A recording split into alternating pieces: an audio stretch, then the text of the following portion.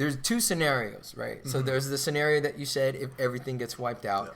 Then there's a scenario where if our creations become our gods, which is the AI and all that stuff. So you probably... That's a scary thing to think We've about. seen iRobot and all the stuff where Will Smith is like, we can't trust him. Like, we can't trust him.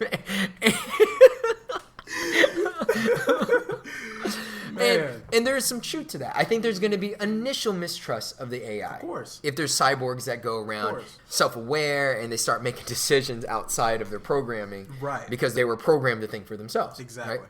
And so I still think it's going to be good either way. I think you've expressed to me before that you're afraid of that. You know why? The only example that we have of someone with the power to wipe people out in history is Hitler.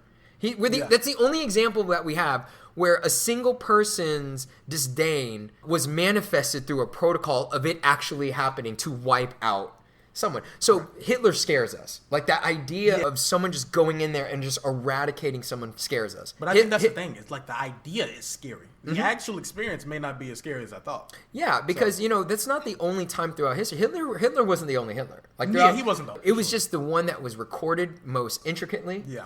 And also more massively. Like 6 million Jews is a fucking shit ton of people. That's a fucking fucked up. Yeah, and when you even say men, women, and children, that just sounds terrifying, man. Right. You're like, what the fuck? Yeah, all alike. Yeah. Right. But I don't think the AI is going to be as brutal because they're smart. Right. My biggest fear is because I think they're going to find a way to like enslave us. But the thing is like we've already been through that. We fucked the system up already. Why would they want us as slaves? We're terrible slaves. Compared to a machine. One of my clients' fathers is African American. He's almost 70 years old. He said, I remember when I was a boy growing up that my grandfather owned a cotton farm. And every summer there'd be like 12 guys, 14 guys just out there picking cotton, weighing the bales at 100 pounds. And once it reached 100 pounds, they get paid for how much weight in cotton they picked. And he said he remembered one day they were just all gone.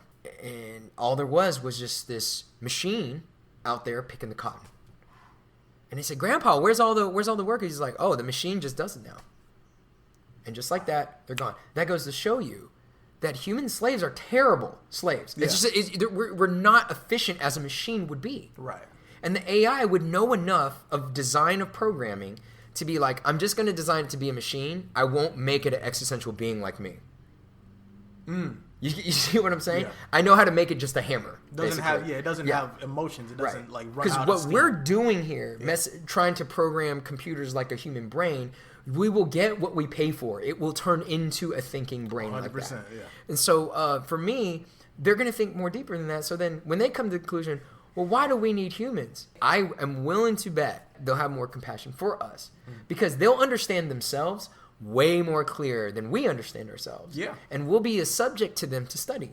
They will still need us to learn about things like purpose, love, kindness, compassion, despite being imperfect, because they're perfect beings. And we're going to need each other to learn. Right. And as they evolve, they have to keep us here. If they just wipe us out, their only conclusion also is to commit suicide. They have no purpose. Because we weren't created just alone off evolution. There's a guidance of the whole process of life being created on planets. And I'm not saying that you're supposed to believe in God, but there is some other momentums that are beyond us that help us and guide us and even influence us almost directly to a certain extent that I think we should consider in order to give ourselves that sense of purpose. Right. I don't think machines are no different because one is one. It's all the same in the end. And we can't just be so, prejudiced against what we believe life will be. Right now, our current theory is that the cell theory is that all living things are made of cells and that all cells have to come from pre-existing cells and that the cell is the most basic unit of life. That's a cell theory. Anything on Earth is forced to work synergistically with everything on Earth. Yeah. Our bodies need certain bacteria in order to live. Good and bad, right. Good and bad. Right? We're fighting the bad, and we need good ones. You destroy those good ones, your actual immune system goes down. So that's why we have probiotics, and like a baby that's sterile is still very vulnerable because not just because its immune system hasn't developed all the way, but because it doesn't have all the bacteria. Right. Right? So anything on Earth needs everything on Earth. Exactly. Because it's all one thing. So if we created something like an AI, it would need us just as much as we need them. And they'll need us for those things like love, compassion, family, or purpose. Because if you're a perfect being and you're an AI, then why would you create a family? You would have to learn from us. And we'd have to work together. You know what we can learn from them is if we can put some of our emotional bullshit aside, we can be as productive as them. And so it's the same thing with us animals, and we have to kind of look beyond the box of thinking that our phones aren't alive and our computers aren't alive. Yeah. I am big on like Japanese Shintoism to say that man-made objects incur some kind of influence or a spirit on it. So elaborate on that further for me. So in Shintoism, like the reason why they fuck dolls or whatever. Okay. Or they put a lot of concentrated and passionate effort in little things.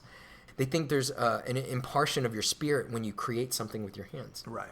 And that thing actually comes alive, which is why things like Gundams, Chobits, and all that other stuff, like those animes are expressing that type of Shintoism. Or they believe that the sword was a soul, the very soul of the samurai. And it's just an inanimate object, but they treated it with such respect. And if you actually read Bushido, they also treat their tea kettles with extreme respect. And they found it offensive when someone tells them that, hey, go get another tea kettle. Because they said, no, a warrior protects what he has. Exactly. He doesn't become a consumer looking for the best deal or what's prettier. He just protects what he has. Yeah. And there was an essence behind protecting those precious things that they made with their hands. I think this is like no different. If we create AI or even our phones and stuff, there is something alive about it. It's not, we can't put our finger on it because we can shut them off. Their batteries die. We charge them. Yeah. They function the way we want them to function or the way they're programmed to function. But AI is a little bit different than that. There's like this extra thing that they have to where they're learning. Anytime molecular things get together, any molecules, and it learns something more than its original design, it's evolving into life. That's my theory.